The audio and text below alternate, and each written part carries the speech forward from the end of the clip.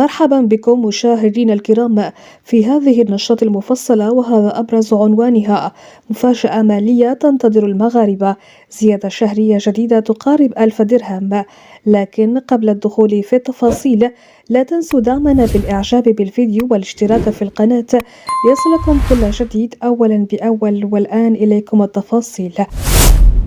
أعلنت وزارة التعليم العالي والبحث العلمي والابتكار عن قرب إطلاق صرف زيادة شهرية صافية تقارب 1000 درهم لفائدة موظفات وموظفي القطاع، وذلك كإجراء مرحلي في انتظار نشر القانون رقم 59/24 المتعلق بالتعليم العالي في الجريدة الرسمية.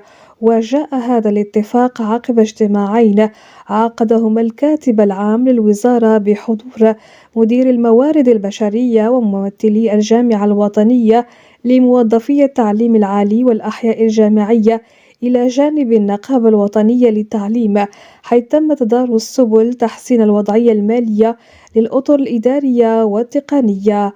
بلاغ صادر عن الجامعة الوطنية لموظفي التعليم العالي أكد أن هذه الخطوة تأتي استجابة لمطالب النقابات، ومن بينها إعفاء الموظفين من أداء واجبات التسجيل في التوقيت الميسر، مشيرا إلى أن الزيادة تعد مكسبا ماديا مهما للأطر في انتظار تعميمها رسميا بعد نشر القانون والنظام الأساسي المرتقب. من جانبه، شدد عادل إله سيبا الكاتب الوطني للجامعة وعضو مجلس المستشارين على أن النقابات كانت تطالب برفع قيمة الزيادة إلى 3000 درهم لتكون مماثلة لما يحصل عليه أساتذة التعليم العالي، مؤكدا على ضرورة الإسراع بإصدار النظام الأساسي لضمان تثبيت الحقوق المهنية والاجتماعية للأطر الإدارية والتقنية. كما أكدت النقابة الوطنية للتعليم على أهمية استئناف أشغال اللجنة